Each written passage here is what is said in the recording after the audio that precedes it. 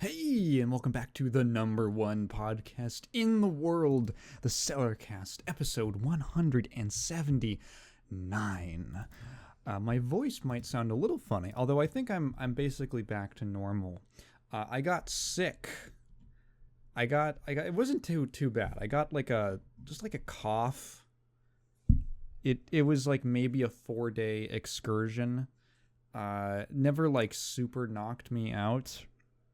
But I got a cough, and I think it was very mysterious because I had not actually left the house to go be around people, right? Like I put out the last video, and then I basically just went underground for a bit, as I tend to do after I like crunch super hard on something, and I was, I need my recovery time. And then I did not go out. I kind of, there was some, I think I was invited to some stuff, and I just kind of wanted to stay home. And I just took a nap. I just took naps. And then suddenly I woke up one day and my throat felt a little scratchy, and then my sinuses started getting a little mucusy. And I was like, oh God, I'm sick. How did that happen? And it might have just literally been stress. I think that stress might have actually just hurt my immune system to the point that I caught something from the air. It just like a random a cough, random spawned. It's like in Minecraft when you don't have enough light in an area, the light level isn't high enough, so monsters can spawn. I guess that's just how it works. Sometimes I have friends who laugh at me because I have like a video game analogy for everything. And to me, I don't get why that's funny because it just comes so naturally. It just comes so naturally to me. But apparently that's very funny. And like, haha, Taigen. Yeah, of course you would say that. Like one time I was talking to one of my best friends over the phone. And I was mentioning how sometimes before I go to sleep, in order to like actually get me... to make me more tired, to make it easier to go to sleep, I'll like do push-ups and sit-ups and stuff just to like tire my body out physically. But the problem is that I can only do so many.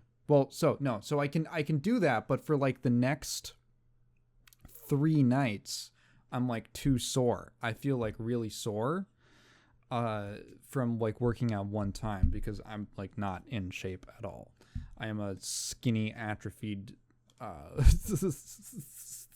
like the grandma in the wheelchair from the chocolate episode of SpongeBob when they're going around selling chocolate. That's like kind of what my body is like. And I said, yeah, it's like I have a cool down. And she started laughing at me. And I didn't think it was very funny. Like to me, it was very like, what is so funny about it? I'm trying to get you to understand. I have like a cooldown on my muscles, and they can only be like, I gotta wait for the timer. But apparently that's funny. Apparently that's funny to people. Being sick did not stop me from going to the library. I went to the library for the first time in a very long time. Now that is actually for research for my next video. I don't want to spoil too much because I like things to be surprises, but the next video has a lot to do. There's a pretty strong connection between the thing that I'm covering and a particular book, and I was trying to go all over the internet trying to find a download of it. Could not for the life of me find a copy legally. I found one legally, but like I don't want to pay for it. Wait, it's a business expense. Fuck, it's a business expense. Wait, I totally can pay for a copy. Oh, that's so cool. It's like when I wrote off Harvester on my taxes. The government doesn't believe me. The government does not believe that I'm a business in regards to my Patreon income. So I have to fight my local state government to prove that I am in fact a business and that I make money. I'm trying to like, I need to tell them like how but the problem is that I don't have a 1099K from Patreon because they didn't decide to send me one. I just had to report it. I had to go through and do all the math myself. I didn't do very much math. Anyway, I was like, why don't I go? I'll go on the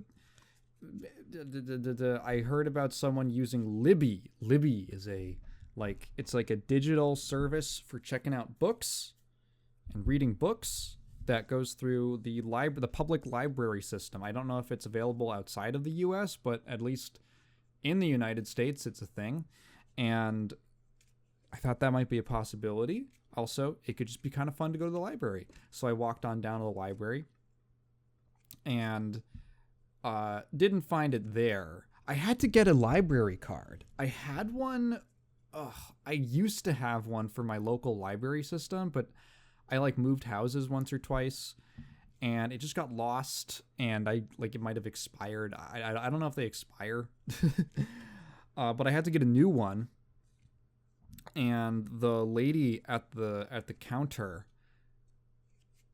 when I went through like their little digital system of like putting in all my info, and she had to check my ID and stuff. And when she was about to print it out, well, not print it out, but like assign, they have like a whole stack of library cards that have barcodes on them, and then I guess they just like digitally imprint the barcode to the digital record, which is pretty clever actually. So they like scan the barcode and they're like, that's linked up to this like digital record of your account now. And she goes, oh, I can change your birthday so that it's not the default unless you want to keep it like that. And I was like, what?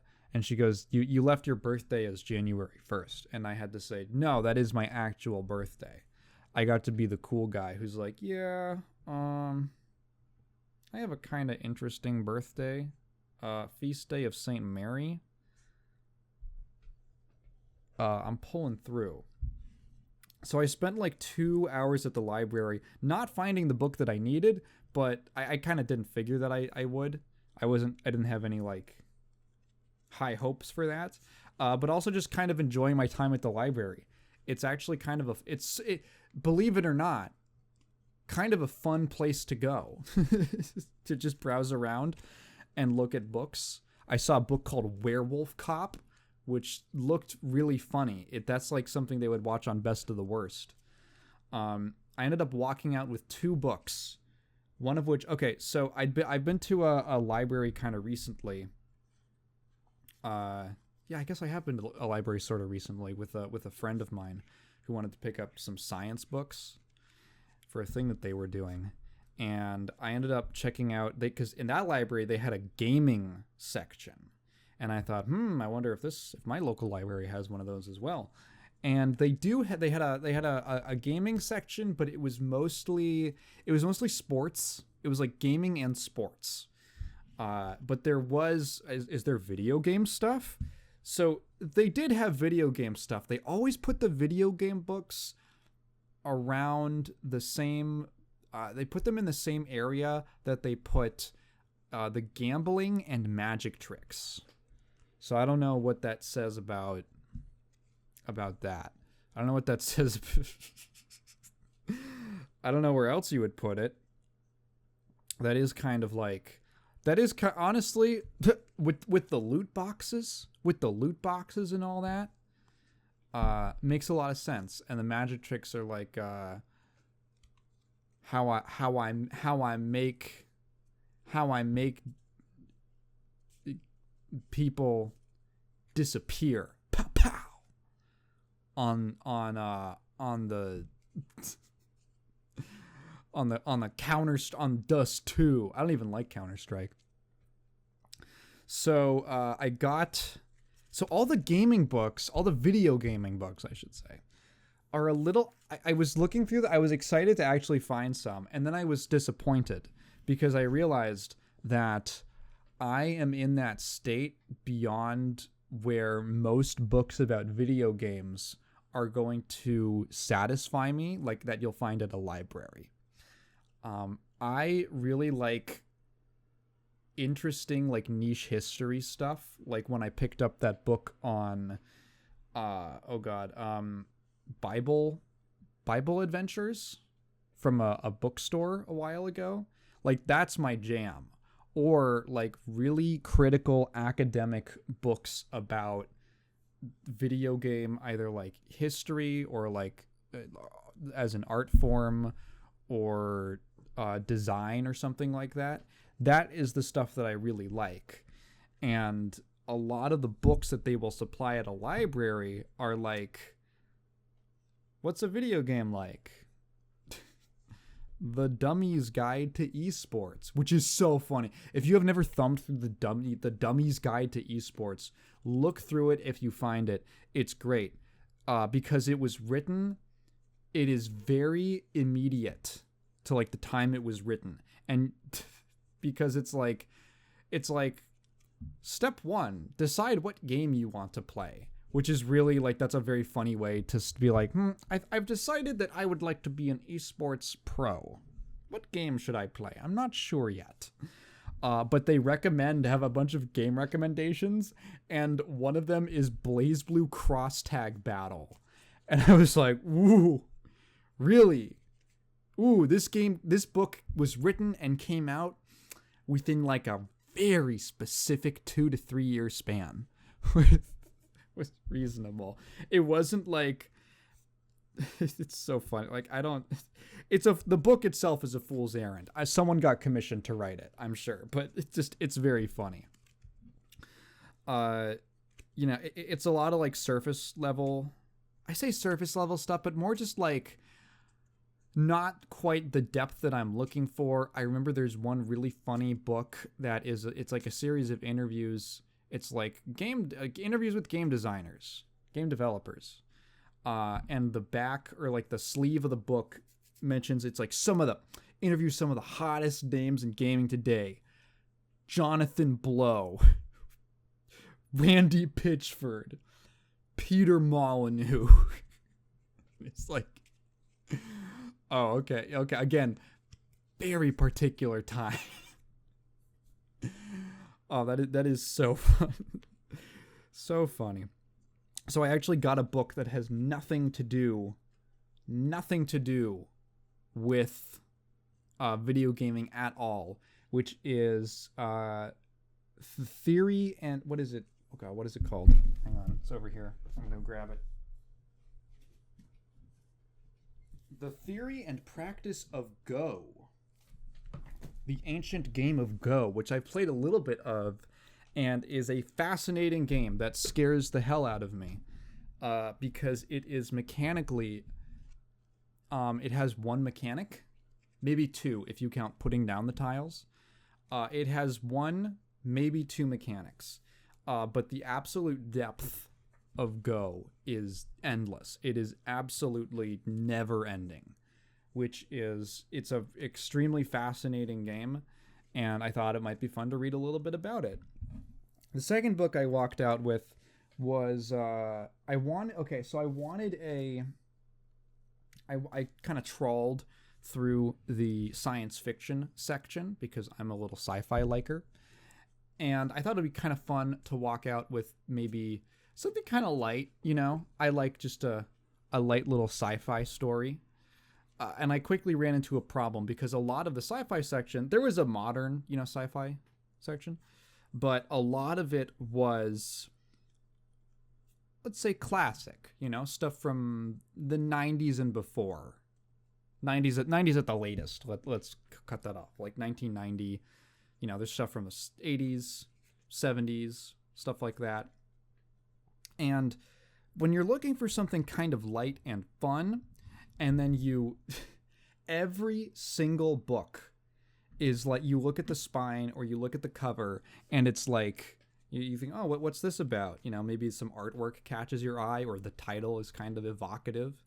And then you look at the spine or the cover and it's like, Book 3 of the 15th trilogy of the third Saturn's Rings cycle. And you're like, what happened to book 1? What happened to just writing one book and just like letting that be it, Why does everything have to be 25 books long? Is there a reason for that? Actually, yeah, the reason is that historically genre fiction was harder to make money off of, just because the audience was more niche. And so if you found success, you kind of milked the fuck out of it. Because a book a book is not very expensive to make from a like production standpoint. It's like one person and like an editor maybe and an agent. And then there's like some marketing people. But compared to like almost any other art form besides maybe music, depending on how indie it is, books are very cheap in terms of actual labor. So, like, it's just from a publisher's perspective, it's like you have like your team that supports it, but for the writing of the actual production of the book, there's like one person you got to pay. So once that person finds success, they're like, "Fuck, I'm gonna milk this. This is I'm gonna make 1 billion of them." So that's why there's so many. They had a surprisingly paltry Asimov section. I thought, I've never really read Isaac Asimov. I should read some Isaac Asimov. He's like one of the godfathers of modern science fiction. And I was looking through the selection of, the A's and around where they put all the Asimov books, and same problem is like he had this extremely famous series, a very popular series called the Foundation series. And I could find like the final book and the prequel. I was like, what happened to book 1? What happened to that? So I ended up grabbing The Hugo Winners, Volume 5, 1980 to 1982, edited by Isaac Asimov. So the Hugo Awards are like the science fiction and fantasy, kind of like the genre fiction sort of awards for writing good stories. And they collected the top 3 winners from 3 years in a row into a big volume of like 9 stories. 9 like kind of novella length stories, maybe 60 to 70 pages each. So I figured that would be kind of like, it's not as much of an investment. If I don't like one of the stories, I can just move on. Again, kind of what I was looking for, something a little lighter. Also, 2 of the stories were written by George R.R. Martin of Game of Thrones fame. So that was... He won the 2nd and 3rd place. What a greedy little man. In 1980. What a greedy guy. So last night I was like, yeah, let me start on that book. Let me just start with the very first story, called Enemy Mine by Barry B. Longyear. What a sci-fi name, Longyear. It's like a Star Wars name. So Enemy Mine, I was thinking, okay, it's like 70-ish pages. I'll just start it. I might read 20 and then fall asleep. I read the whole thing in one go, and I almost cried. And when I finished, I described it as life-changingly good. Enemy Mine was such a good story that I immediately started looking up other shit that Barry B. Longyear has written, because I was like, this blew my fucking socks off. It's not a particularly original concept, but it is maybe one of the best executions of that concept I have ever seen. And it is, because it is science fiction, there's a kind of timelessness to it that I think makes it still read very well today. Whereas, if it was done with, there's other versions. So the basic, it's a story about 2 people from warring races who end up on a planet together stranded, and they have to learn to survive with each other and learn each other's culture and accept each other. That's the basic idea. It's the idea has been done before. There's what it's called Hell in the Pacific, which is about an American and a Japanese soldier being stranded and something on like an island, and similar idea. There's a couple other things like that. Two people from warring nations or factions have to survive together.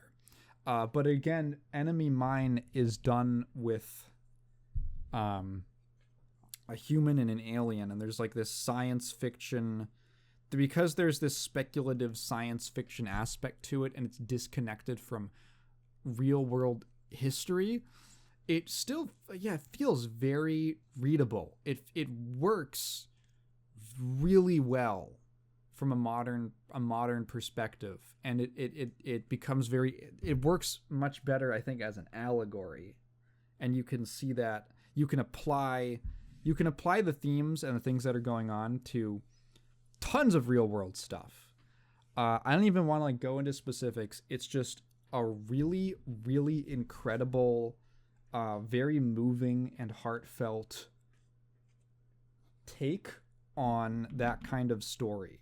Like his prose is extremely, I would say it ranges from functional to very beautiful in kind of an understated way. There is some really gorgeous, subtle irony in the story. I almost just want to talk. I could fucking talk about Enemy Mine for a while. And then I found out that there's a movie, and I found out and that he apparently hates. And I watched the Red Letter Media review of the Enemy Mine movie, and it was really funny to hear them talk about like the best parts of that. They're like, well, there's a lot of good stuff in it, but there's a lot of kind of stupid shit. And the point where they like all the good stuff that they're describing is more or less stuff from the book. Like the learning of the cultures and them sharing each other's languages, and the main character learning about just them forming like this connection, and then him raising the kid, and then all that, and then they're like, yeah, the movie kind of starts to completely fall apart and then it's something that is not even close to being in the story. Not even close. And it's really funny in a sad way. Apparently there's a remake. I guess it's a remake, but it's also sort of just be a readaptation that's in the works. I think I would really like to see an adaptation of this that kind of does it justice, because it is very powerful, and there's some really, I think like a faithful interpretation of Longyear's writing and the way that he writes the two main characters. I think it would go a really long way. It's such a simple story, like so much of it just takes place in one location, but you get so much out of it. And I was like, it's got a great ending, it's got a great message, it's just really good. Go read Enemy Mine. With that out of the way, a little bit of, I guess, news, kind of. There was a news story. It was on Time Extension. This was written by friend of the show, John Shapaniak. I think I'm still pronouncing it right.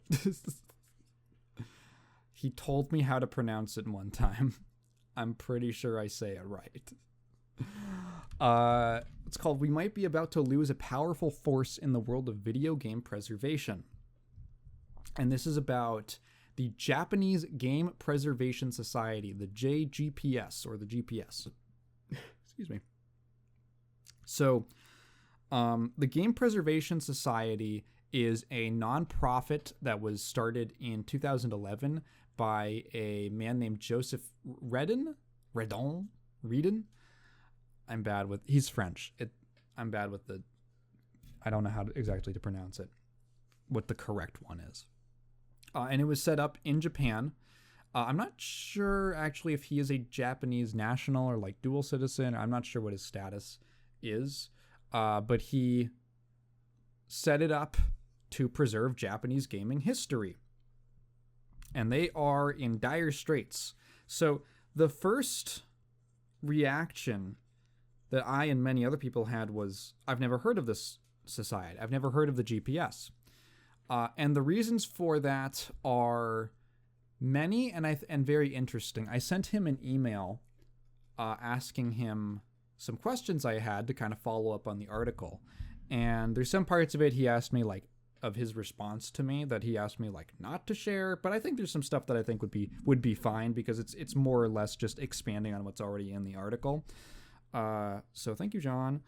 Go read his stuff. He's great. It'll be linked in the description. So the reason that they are basically, they're running out of money. They are running out of money. They do not have a lot of support, and they have a hard time getting support. The reactions that you'll get are like, well, what? So they're preserving games. Where can I see like what they've done? And the answer is that you can't. And that's like, oh, what? It's a mix of concerns that are frustrating, and I'm sure frustrating for the society as much as it is the public.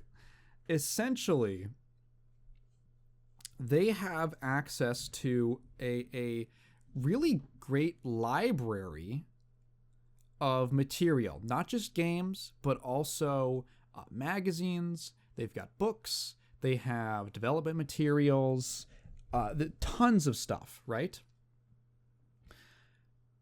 But they can't share it. They do not have a public archive in the same way that, say, the Video Game History Foundation, an American organization, does, right? It's like you can go, and there is an awesome, the VGHF digital archive. You can go look up development materials, old magazines, so much stuff related to gaming. You can read like every copy of so many gaming magazines, at least in English, and the collection is growing daily, and that is just available. It's just free to go read for, research purposes. I don't know what counts as a research purpose and not, but it's a great resource, and you can directly, one of the reasons they get so much support is that you can directly see on your screen and access the fruits of their preservation. Game preservation goes a lot, it's a lot beyond just the games themselves, right? So preserving the games is probably it's the first priority, right?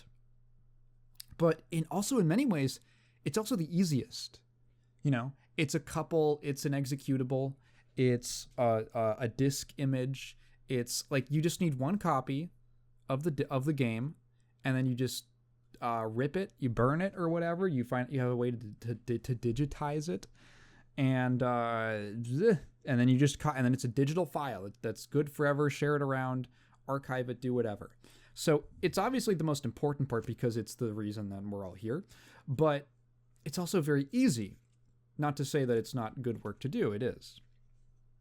But it goes so much more, from a historical perspective, it goes so much further beyond just playing the games. It's when you really dig into, like, okay, for a very practical example, how many old games do you need the manual for? Like, we can't put this information, we literally don't have enough memory to put info into the game itself. Like the story, for instance. There's so many old games that put the story in the manual, and they put more details and lore in the manual, and those are the only places you can find it. How about key gameplay mechanics? Go boot up an old like PC RPG, like a Wizardry 1, with no, like, not the remake, the original game, with no help from the manual. You're not going to understand shit. The game does not explain shit to you.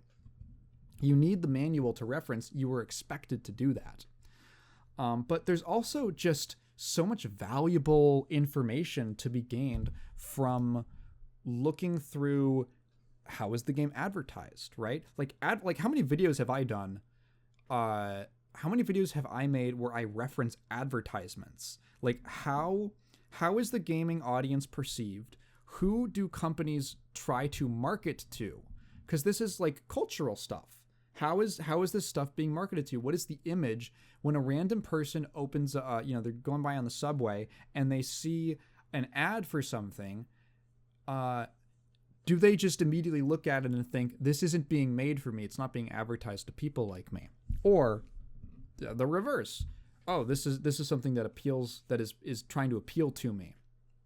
You can gain so much insight into the cultural place of an art form from that, right? There's so many other ways. Design. Oh my God, design documents. Oh, there's so many. I mean, that shit's just awesome. If you don't care a whole ton about video games, maybe you don't care. That's sort of a given. The design, having insight into what the developers were thinking. Where do these inspirations come from? I've been binging a bunch of Tim Kaine videos in the background recently while I'm just playing games or doing whatever. And he is just pulling up, like, I'm going to talk about Vampire, the Masquerade Bloodlines later in the podcast. He had like a whole thing. No one had ever known Vampire was going to have they had designed a multiplayer versus mode, like team-based versus mode that was based off of Counter-Strike, and he wanted to call it Counter-Bite. Literally, it was never implemented. It didn't get past the design document phase, but they had like a whole outline for how it would have worked. No one would have known this if he wasn't like, oh, I came up with this. It was never implemented. And then sometime later, he dug out his old notes and found the whole design pitch for Counter-Bite. And it sounded cool. No one would have known that, right? That is an important historical piece of that game. That's a very cool thing to learn. And then just like the little detail that he mentions, which is, the multiplayer feature that we planned got handed off to another studio. They did their own thing, nothing to do with the Counter-Bite idea. And then it fell through, and then the game just didn't ship with a multiplayer. Okay, that's like important I don't think that was available for anyone other than him. Just some random offhand comment that he made. There's so much stuff that you could is so interesting and is so key to understanding how the games are made, right? I feel like I shouldn't have to explain all this stuff, but the truth is that a lot of people just care about preserving the games. And it's like, yeah, but I kind of want to convince you a little bit that yes, that's important. It should probably be the primary goal, the first objective. But there is so much. There's an entire world, an entire world beyond that.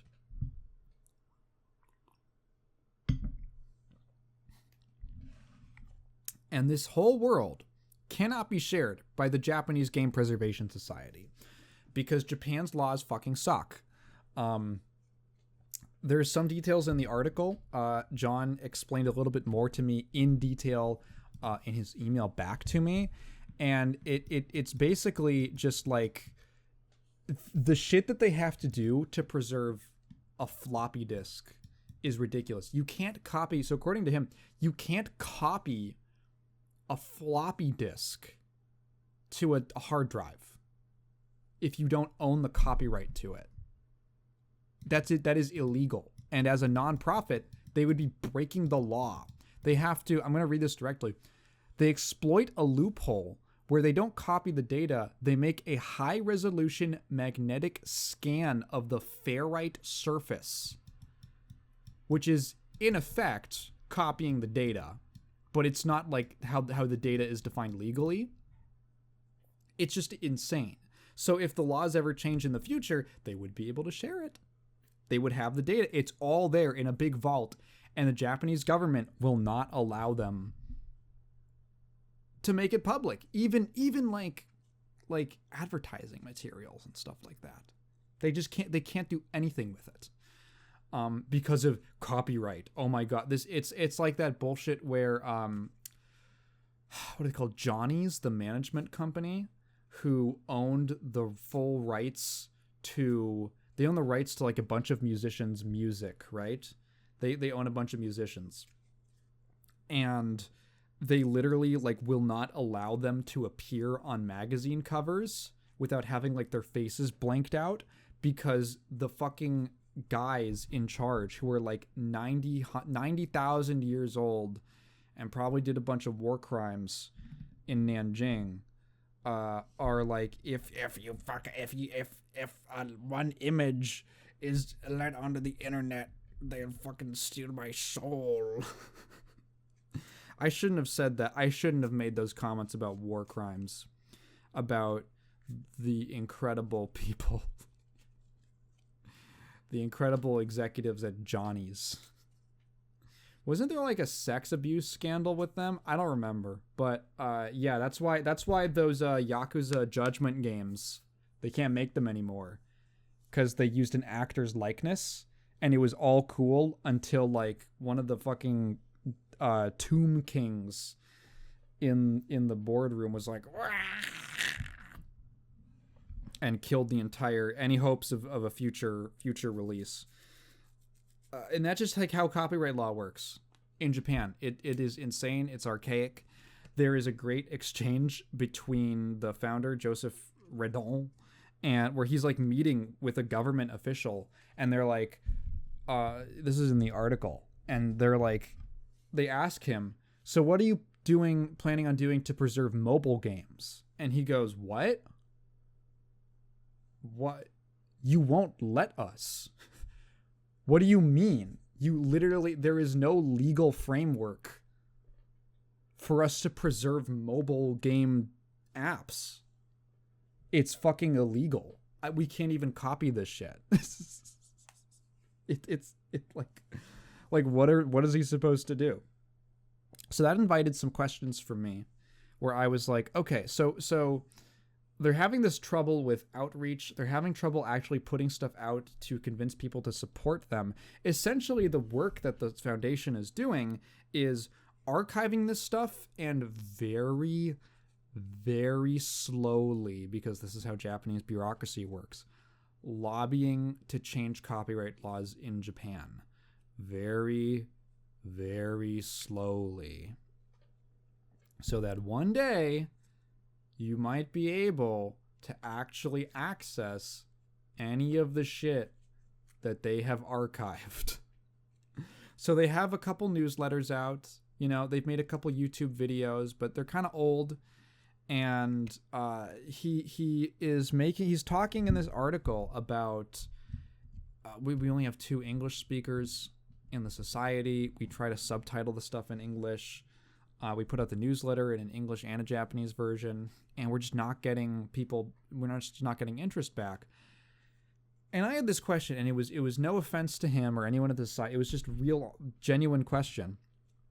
And it was, why are you focusing on the English? Why are you focusing on the overseas, the international market or population?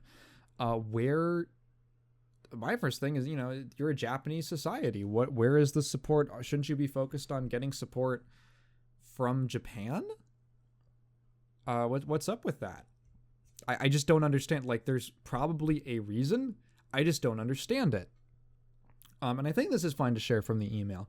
But basically, John basically told me that there's just kind of this cultural thing in Japan where they just like don't care about preservation. And that struck me as very weird.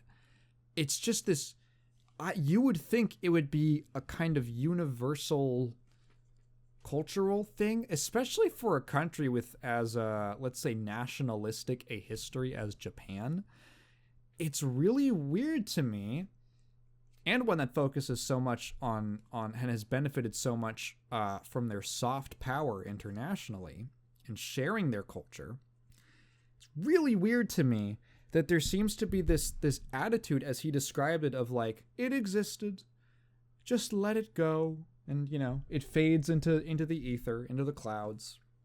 That was really strange to me, because I don't know. There's just this idea that we have on this side of the hemisphere, I can tell you, that art and culture should be preserved so that we can learn from it and we can use it as a basis that we build off of it, and that's how we kind of advance as a society. We keep history and culture in mind because it gives us so much back, right? Like culture is this big thing that we invest into, and then it gives us much more back, like this exponential growth back.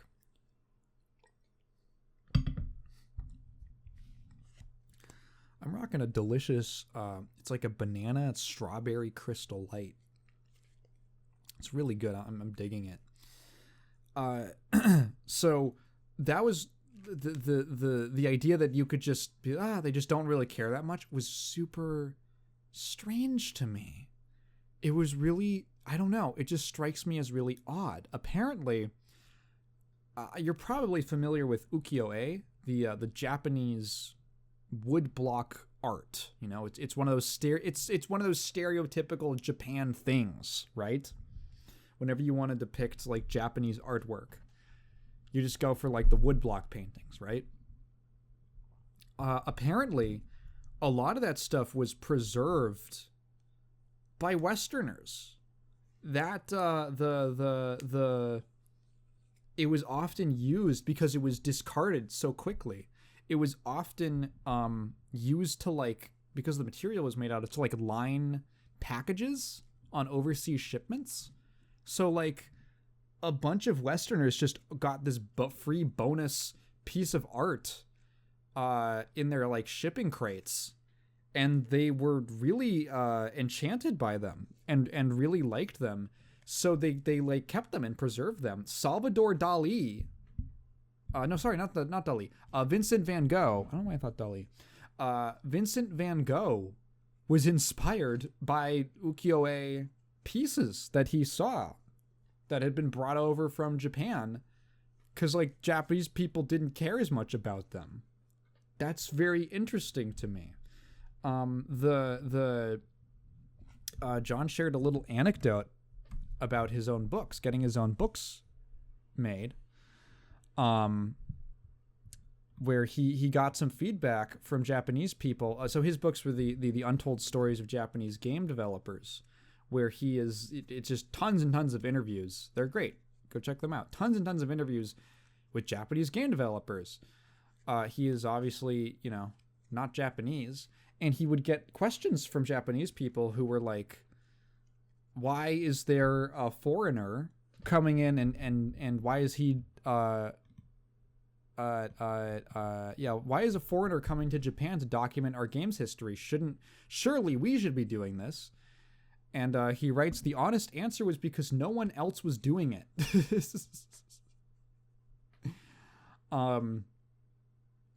Yeah. So that was just very odd to me. That's all I'll share from it, from the email he wrote me. But it was, yeah, there just seems to be a disconnect in what they find important. And I think that's kind of sad. I think it's kind of sad that a lot of Japanese people don't seem to really care too much about preserving their own culture. as just as museum pieces, right? Like, we have museums. We have museums for a reason. I don't know. It didn't seem intuitive to me. But yeah, you can go read the article about the GPS down below. You can donate like $15 for like an entire year, like a one-time payment, and that's like a year subscription or whatever. It's like 15 euros or pounds or something. It's 15 pounds, which is like $1. It's like $12. That's like a year's. It's basically $1 per year. Per month. They don't need a whole lot to keep going. So if you just care about the existence of the archive sticking around and maybe one day we'll get to see it and it's a long-term investment, then consider dropping a donation. So yeah, that was a story that I wanted to touch on. There's a bunch of other disappointing financial stuff going on in the video games industry with layoffs and cancellations and price increases. The economy's just kind of going to be fucked for a while. They're just kind of going to be fucked for a while because of America. So this is a good time to pirate stuff, and it's a good time to play old stuff and dig through that backlog. I'm going to get through a little bit of backlog in a second, but I want to talk for a minute about 101 Dalmatians, which Kat showed me the other night. So what's funny is that I could have sworn we've seen almost every single Disney animated movie, because she's like on a quest to show me all of them. And I also could have sworn that I had already seen 101 Dalmatians, as did she. Like we were both like, she just put it on, she wanted to watch a Disney movie, and she decided on it because she's like, I haven't seen it in a while. And we both realized we'd actually never seen the original animated film. And we'd seen the remake, though. There's like a live action remake in the 2000s, late 90s, something like that, which was that was actually what we'd seen, and I'd maybe seen a little bit of the original. I was really surprised by how much I liked 101 Dalmatians. I think I'm just a big fan of this sort of 60s to 70s Disney period of animation because, well, for a couple of reasons. So 101 Dalmatians looks really different. And actually the backstory to it is important to understanding why it looks the way that it does. And I just think it's a really neat story. So basically the animation department of Disney was not doing very well, and they were considering shuttering the whole thing. It was in danger of just like completely being folded, and I guess they just focus on live action stuff. And then they basically had one more movie pitch in them, and fucking guy pitches 101 Dalmatians, a story that would require animators to draw 1 billion dogs on screen with unique spot patterns moving every frame. And you kind of like feel someone wanting to choke him out, but they had a solution. So 101 Dalmatians has this kind of sketchy looking, slightly rough style to it, like in the line work. That's because it was the first Disney movie, and maybe probably the first animated feature, to be made using Xerox technology, where they would actually... So typically, the animation process involved the pencils. They would do the pencils and then the inks, so that you'd have like the looser pencil sketches, and then someone would go in and with a pen and make straight, smooth, clear lines for the animation.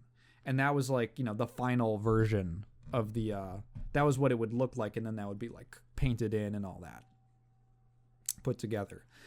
They realized that it was, what they could do was just go straight from pencils and then copy. They could use a Xerox machine to copy the penciled frames directly to animation cells and then just paint that, which essentially took out the entire inking process. And despite what you would think, you'd think that it would be a lot more costly to animate all these damn dogs. It ended up costing like half of what their previous animated feature had been. So it was an extremely cost-effective movie, and it performed very well. And it basically saved the animation studio at Disney. And so, but because there was no inking process, everything that you're seeing on screen is basically directly from the artist's pen, like directly from this, or pencil. I don't know exactly what I used. I'm not the expert.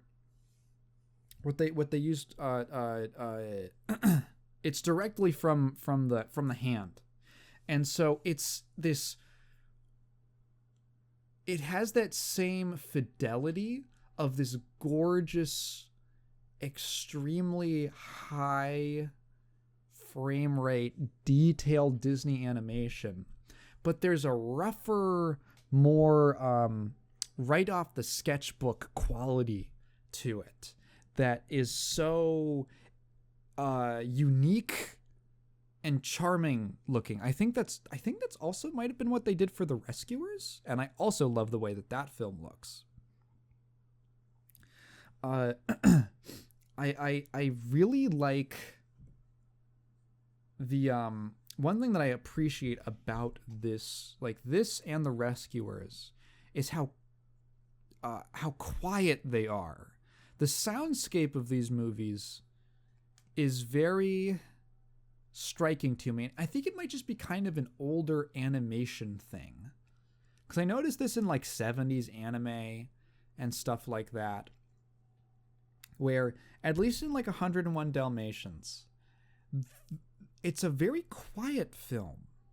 There's a lot of like silence, and it's a combination of, there's not a whole lot of sound effects. There's not music playing all the time. There will be these little like orchestral flourishes, which is very kind of old school. But there isn't like a backing track that's been inserted into the film that's just like bumping throughout a whole scene most of the time. For very like intense scenes where the music really like is trying to amplify that. Yes, there is. But a lot of moments are just the characters moving around and doing stuff with like little strings here and there, little sound effects as they're doing things that, very, very diegetic sound.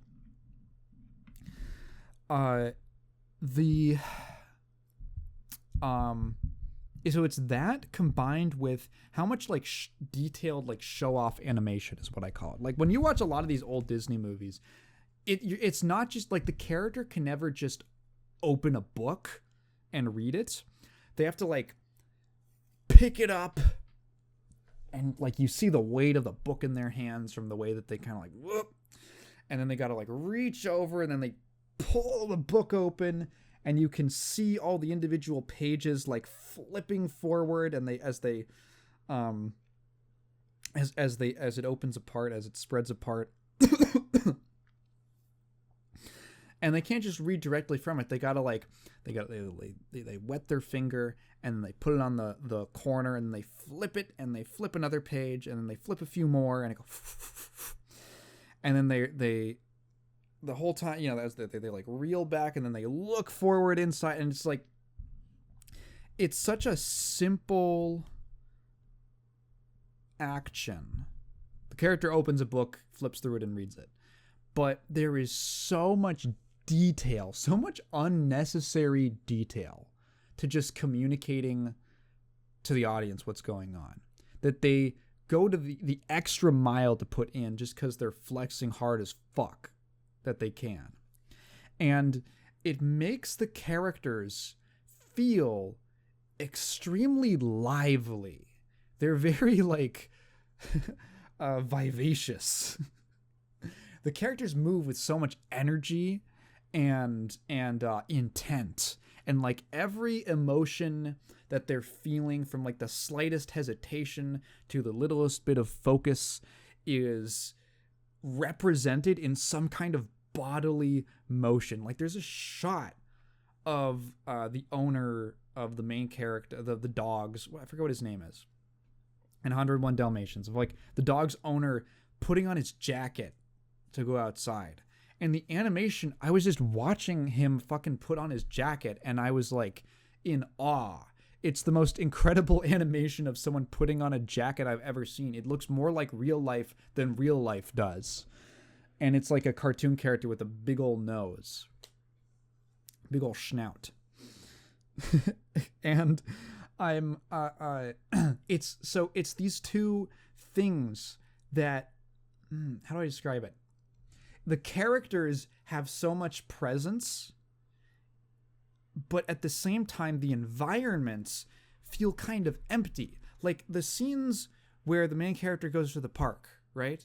They go to the park, he goes takes his dog on a walk to the park. And there's not that many people at the park, and it just feels like there's no one around. There's just not a lot of background characters. There's a ton of motion in the characters on screen, but there's little to no motion in the environment. Like the trees don't really rustle in the breeze or something, and there's not all this stuff going on in the background. There's not like a squirrel running by all the time or like clouds moving in the background. Like the environments are fairly like I don't know, like kind of almost play like the environments on a stage, you know? They feel like sets on a stage play. So that combination makes the characters feel, it makes the environments feel very large, because like shit echoes. There's not much around. There's not a ton going on around them, and the music and the sound effects are very minimal. So the environments, the settings, locations, they all feel very large, and there's like a ton of space. There's like all this auditory negative space, but the characters are so lively within it. It's this very interesting contrast that really, really brings them out. It makes them feel really powerful, and there's a really powerful emotion. Like there's so little to distract you from the character.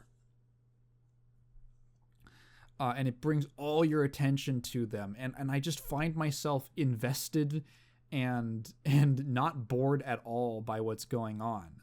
I feel like invested in the person. I can really like feel the character on screen.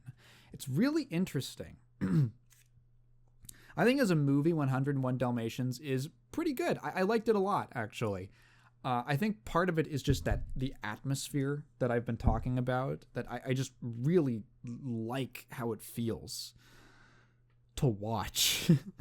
But it's a charming story. It's dogs. It's a really weird story. I feel like if it was made today, if it was written today, it would be very different. Not because it's super offensive, although there is that, that one moment. There's that one moment where, the dog goes on a bit of like a weird rant about the Italians. But besides that, it's a pretty, the problem with the story, it's not a problem. It's that, okay, like, what order do I talk about this in? There's all this stuff. Okay. I wonder if there's been this thing that's happened now that people can get film degrees. I don't think there's a problem if you get a film degree. I want to preface this, but like when you institutionalize an art form, a craft, you kind of force it to become regimented to some degree. That there's a common curriculum that, say, screenwriting students are taught. That these are their primary influences. And these are the goals of a script. And all that. And does that create for a more samey or regimented output in culture? I don't know. Obviously, there's plenty of things to the counter with like student films are kind of infamous for being weird and abstract and all that. But I kind of wonder if, like, so one thing that really struck me is how little agency the two ostensible main characters have in the plot. Like, the puppies get kidnapped, and the two main characters, the parents, are like, they just fucking hang out. They don't even know. They have no idea what's going on. They put out like a distress call. There's like 20 minutes of just dogs barking in this movie. So most of the legwork gets done by a little cat character named like Lieutenant Tibbs or something, or Tips or something like that. That's like most of the he does so much work. He's just like some sidekick. Like, you don't think he's going to be important. He is so important to the plot. The main characters do stuff they're kind of important in the beginning, and then they're important in like the last 20% of the movie. But there's this whole space in between where a bunch of action is happening that affects the plot, but it's other characters doing stuff. And I feel like in a modern script would leave most of that stuff. It would be structured completely differently. Also, like, the main villain, Cruella de Vil,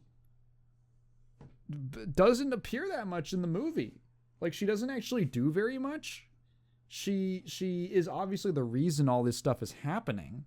It's her two little British mooks are they kind of do most of the work. It's like a fucking the whole movie is about like a proxy war.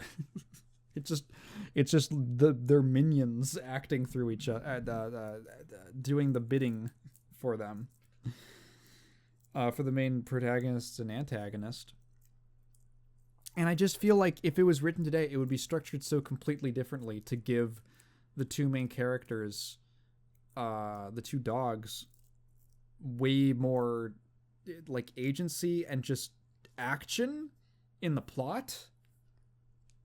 There's like such a long span that's just them like walking to the mansion, and they're just off screen like forever.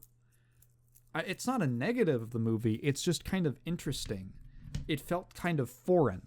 And I wonder if maybe that was because, I don't know, who wrote the movie? Who wrote the movie? 101 Dalmatians, 1961 film.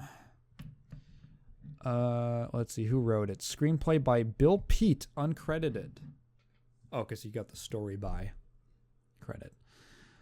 Children's book illustrator and story writer and animator for Walt Disney.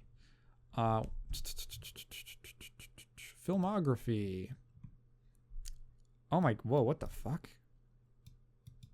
He was responsible for adapting Pinocchio, worked on Fantasia, Dumbo, bunch of shorts, Cinderella, Alice in Wonderland. He did the story for all of these.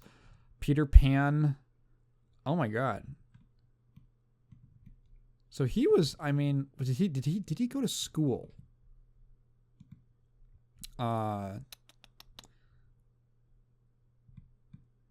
Received a scholarship to go to John Herron Art Institute. That might have been for like illustration. Yeah, apparently he was mostly like an artist, but he just ended up doing a bunch of writing, I suppose. Yeah. And I'm like, did I don't know how much of his education was I don't know how much of his education was like very formal writing instruction. And like, is that kind of odd structure just a result of not having a lot of preconceptions about what a story should be like that are like drilled into his head? I don't know. I think it's interesting.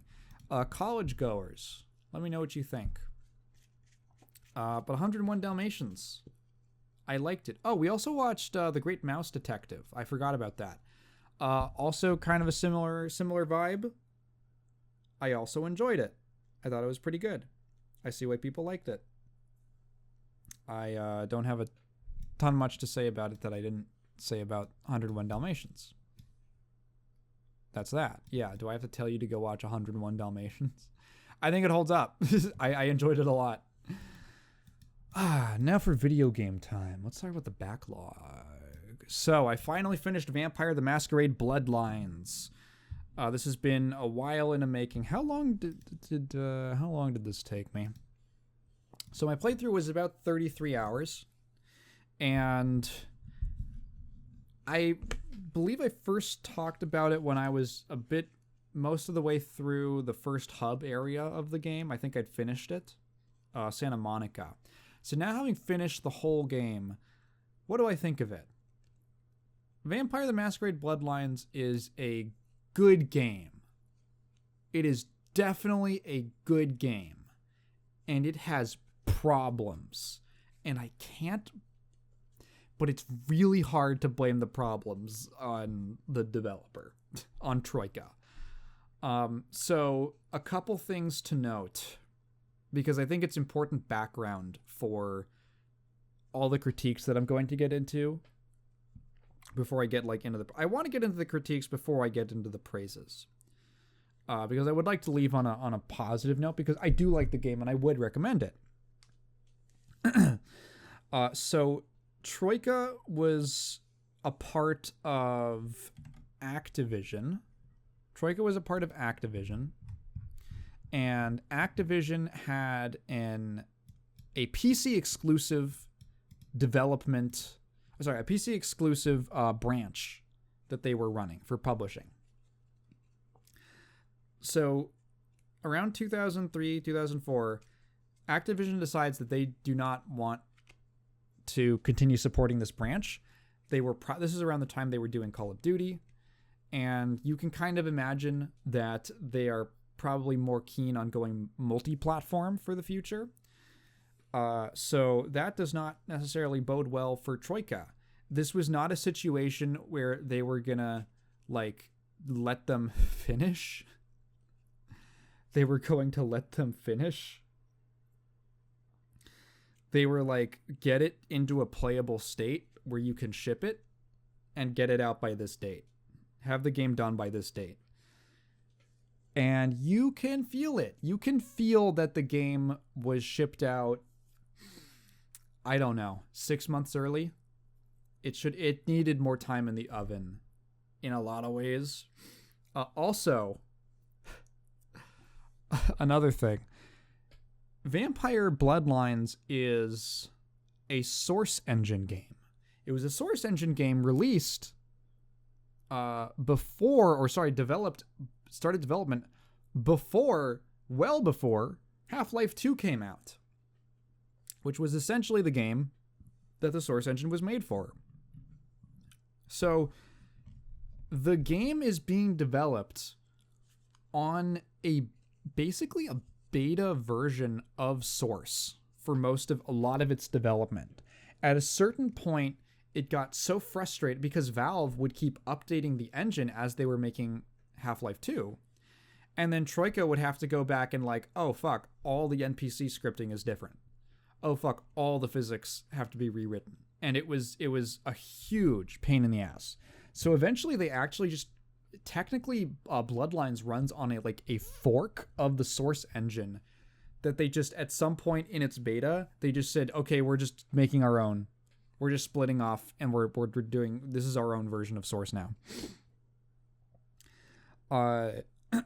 So this game is buggy and janky. And in some ways it's funny, and in some ways it's funny. In some ways it's harmless. In even more ways, it is kind of intrusive and not great. And I think does harm the game. Again, it's hard for me to really hold it against the game because the circumstances were so shitty.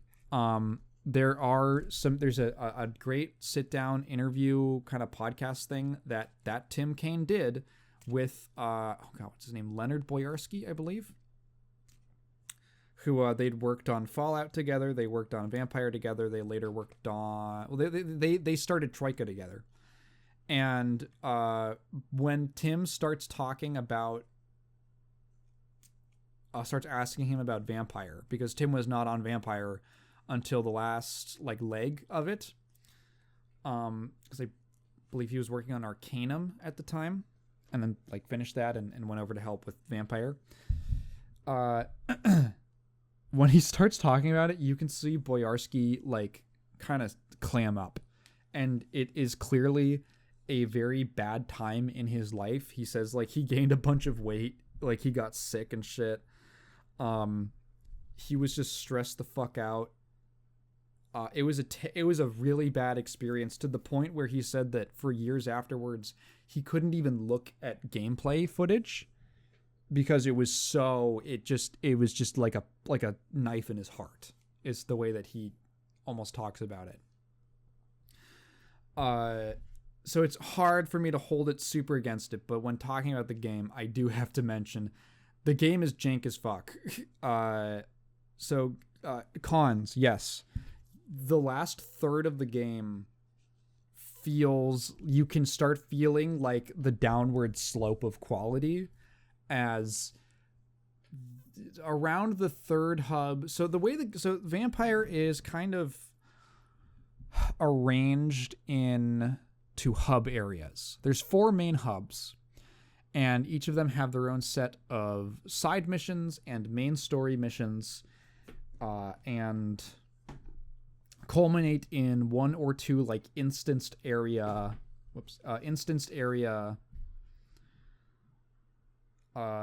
missions to kind of cap them off. I would say of these, a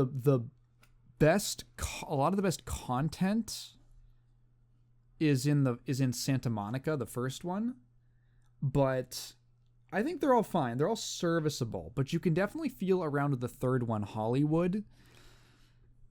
You can feel stuff start to slip a little bit, and by the time you get to the end of Hong Kong, which is the 4th and final hub area, you're like, this does not have as much. There's like literally like it's shorter. It feels like it was cut short a little bit. Like there should have been 1 or 2 more story beats to set certain things up. There's like a major faction introduced who just kind of show up, and it's like you don't get a whole ton of information on them. And then they are very important to the end of the game. And then like I would say that genuinely like the last like 10% of the game is pretty rough. The final like 2 or 3 instanced like dungeon stuff that you have to go through is not great. And that is because the combat in this game is very, I would call it, if I'm being kind of mean, I would call it dog shit.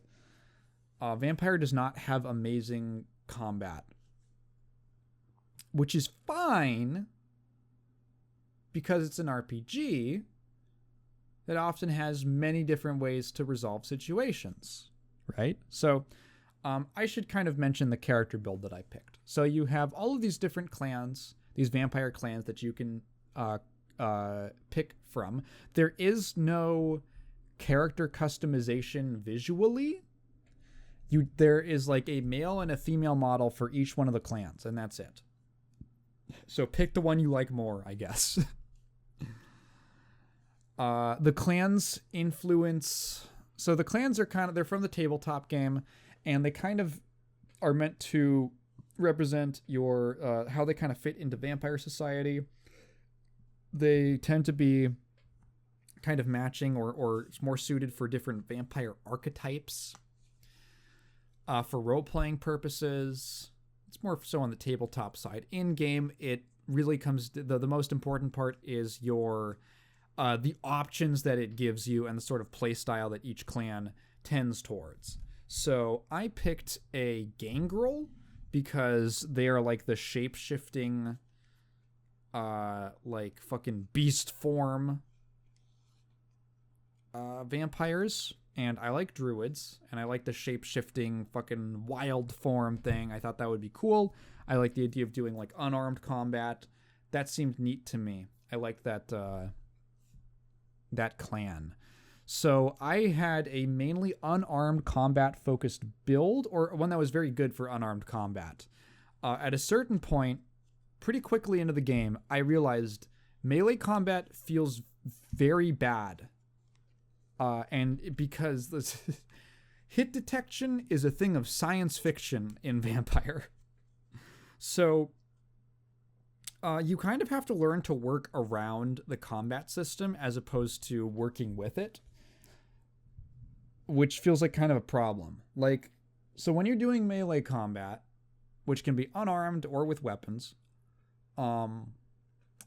you're clicking to attack, and then whenever you're in melee combat mode, you go to third person, which is probably better. First person melee combat tends to be a little weird in a lot of games. So when you're attacking, your kind of inclination would probably just be to like mash click and just mash the attack button and just attack. But you actually can't do that. If you have... Actually, I think it's with every single melee option. If you do a string, you can do a string of 3 attacks in a row. The third attack will always be your character doing some abysmally slow, like either spinning attack or something like really fancy looking that takes a long time that you can be hit out of, and that many times fails to register as a hit.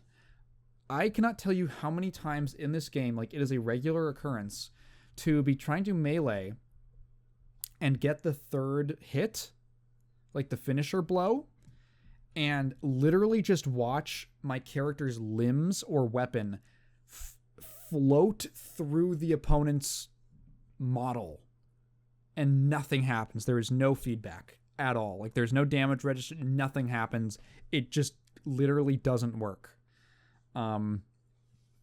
So what you actually have to do is like double tap or like space out your single taps so that you don't get the stupid finishing blow hit. And that tends to be better because the purpose of like the gameplay function, the mechanical function of the finishing blow is that it knocks enemies away and knocks them on the floor. Now, so first of all, you kind of don't, if you're meleeing, you kind of want to keep them close to you. But if they're on the floor, you're like, oh, well, that's fine. Except for no, because the incredibly janky way that the animation and like character states work in this game makes it so that the character will be on the floor in like the on the floor like position. And then when they get up, there is no animation of them getting up. They will just like flicker. There is so many instances where characters just flicker around the screen in different animations and states because the game like cannot decide where they should be or what they should be doing and what animation should be playing. And like I knock an enemy down and with like, because they have like a shotgun, and then I'm running over to them to follow up to try to hit them as they're getting up, run a little okie, and in a single frame they like magnetically snap from being completely on the ground to on their feet already firing their weapon, and I get hit. It's like, oh, okay, cool. All right. Yeah, it happens so often. Feedback in combat is very weak. Most characters like do not, there's sometimes like flinching animations, but again, it's oftentimes like animations will just kind of be playing, both of your animations will just be playing over each other, you and the enemy. And they'll like, sometimes you can't interrupt them, sometimes you do. It's very weird. Combat just feels very unresponsive, and like you don't get, it's just, it doesn't feel very good. It just doesn't feel that good. not a great experience. So if you just like do the delayed attacks, right, and you kind of space them out a little bit, you can kind of just like stun lock them. You can actually just stun lock them occasionally, and they can't do much until their programming like forces them to do something else.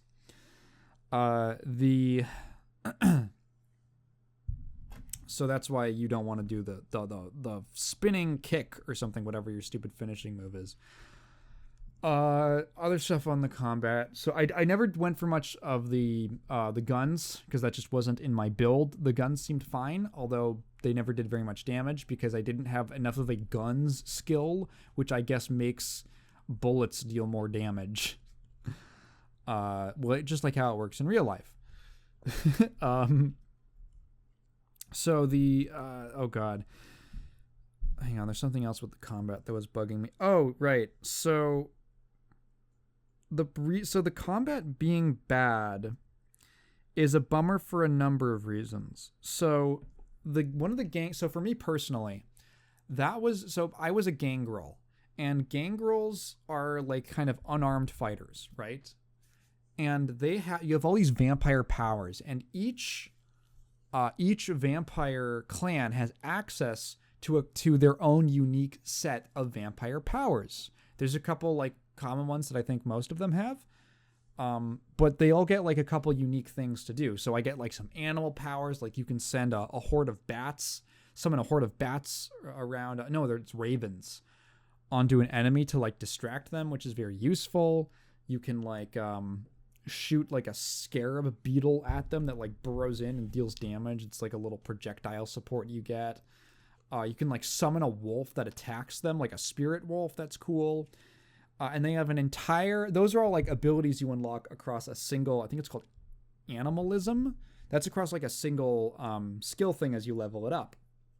They have an entire skill called Protean, which is all about going into your animal form. And the more you level it up, the more powerful that gets. And then at the final form, you get like the final level, you get your full animal form on, your war form.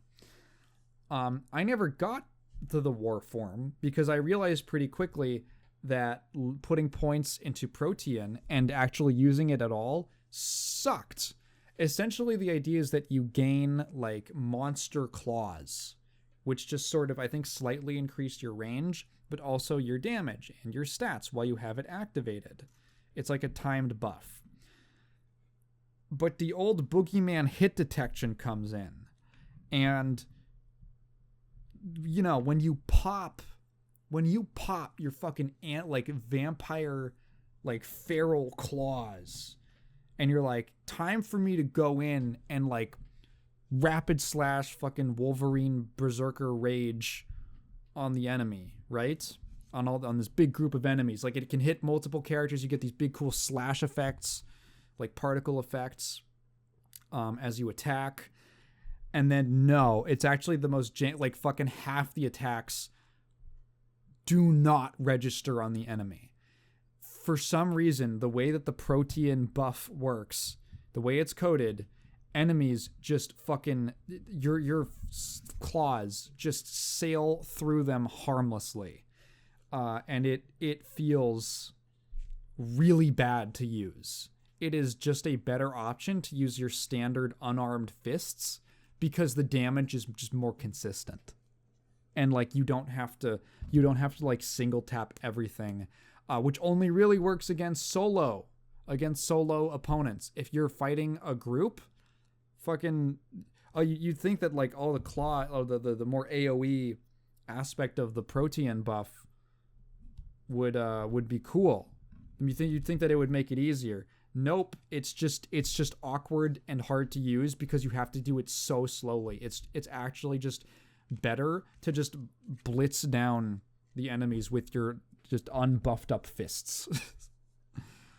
Which was like very disappointing to me. That, in my opinion, the coolest thing about like the fantasy of the clan choice is eventually like, you get these fucking cool monster claws, And then at the max level, you get to like get into an alternate beast form, like fucking an altered beast or something.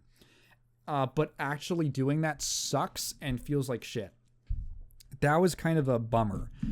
I kind of wish I'd picked. So I had like a little bit of regret. I kind of wish I'd picked a different clan to start out with, because that was just sort of disappointing. Also, I realized that when I play games like this, I really do I like stealth and I like dialogue options.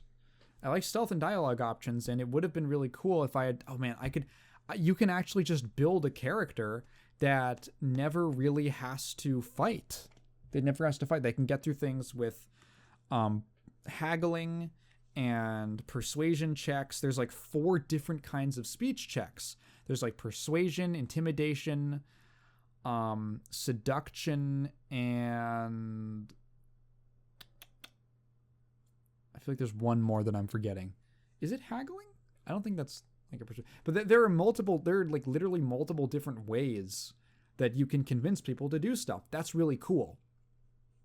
It's not just like a single charisma check or something like that.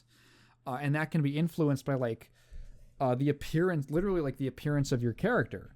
So the Nosferatu are like the most monstrous, scary looking, inhuman.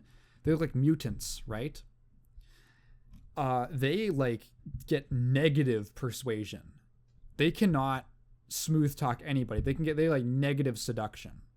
I think they can intimidate a little more easily, but people are just fucking scared of them.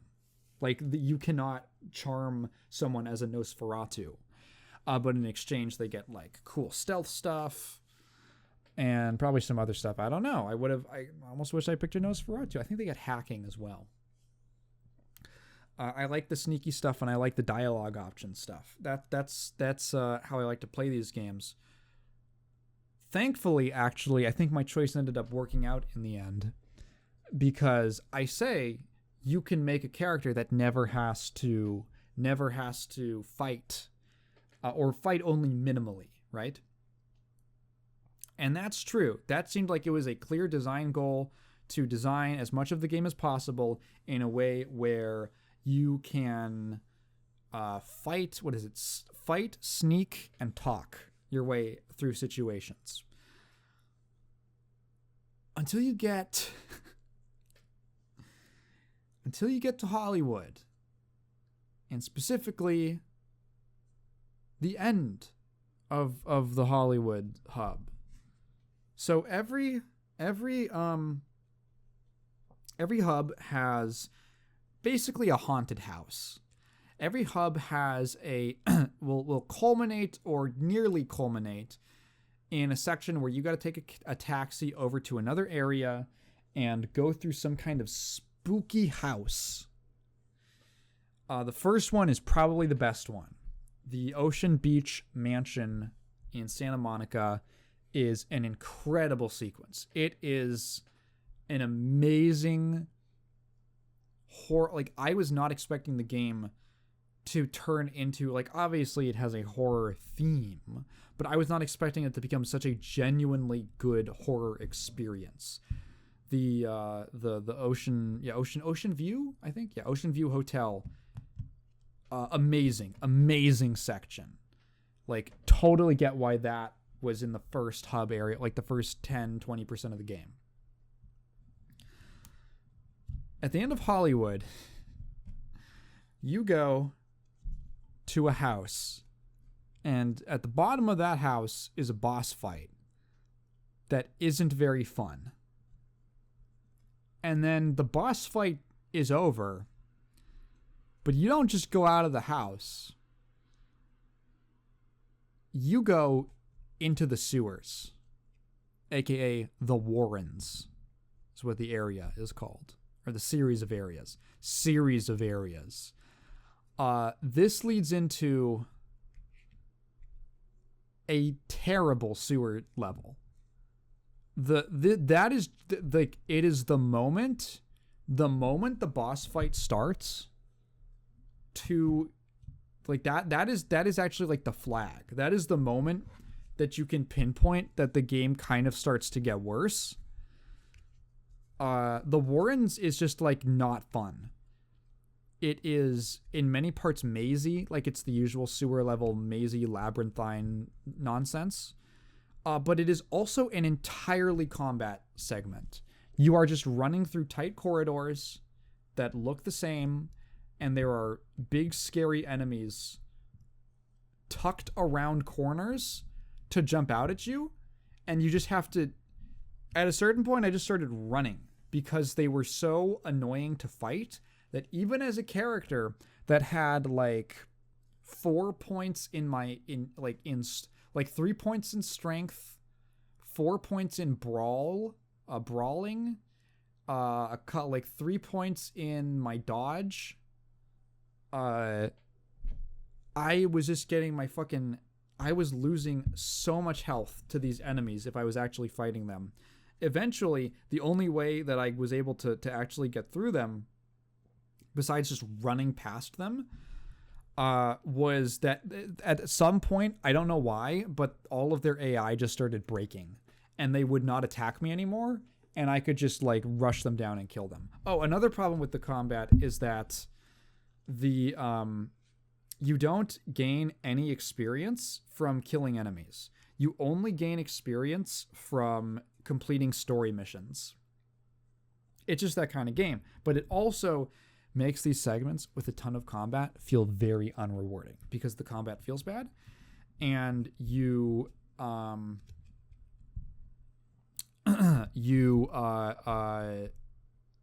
get anything out of it. And then from the end, that point onwards, so the end of the game is not great. It's gameplay wise, it's story wise, it's good, but you go through like at least I went through 2 different big dungeons that are just combat. It is all combat. Stealth goes out the window. Negotiations go out the window. There's no way to talk your way through. You basically can't stealth through. It's just the designers. You can feel them just like, fuck, how do we make this? Because combat is the easiest way. Combat is the easiest way to create challenge and escalation. So just fucking throw a bunch of enemies at them. And I won't lie, I got to the boss of like the first of those like dungeons. I don't want to go too much into spoilers. And I tried it. I tried fighting it. I tried fighting that boss like 3 or 4 times, and then I just turned on God mode in the console, and I just God moded the rest of the game because I wanted to see how the story ended. The gameplay really really starts suffering in the last third. And it's a shame because I actually like a lot of the Chinatown stuff that is there. I like a lot. I like the content. I like the map. I like the way it's designed. There's some cool story threads and characters, but it just ends. So there's like a side quest with a guy who he runs like a shop of occult items, and it's this cool storyline, but it lasts 2 missions and then it's over. And I was like, what? Oh, that's it. Like, he doesn't have anything. Oh, okay, weird. I'm just done with that guy. Yeah. I have been talking negatively about the game for like a very long time. I think that is my complaints with the game out of the way. It's the core problems are the combat feels very bad, and the further you get in the game, the more you can kind of feel the designers leaning on the combat as a crutch. Like, there's some fucking bad boss fights in this game. There's some bad bosses. And it's like, because they're like, oh, what do we do?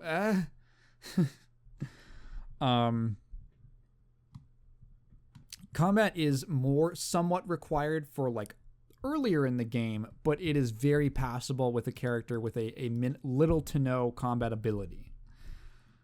Yeah, you can feel the corners cut on certain places. There's a part where you go to the Nosferatu den. I like the Nosferatu so much. I thought they're really cool.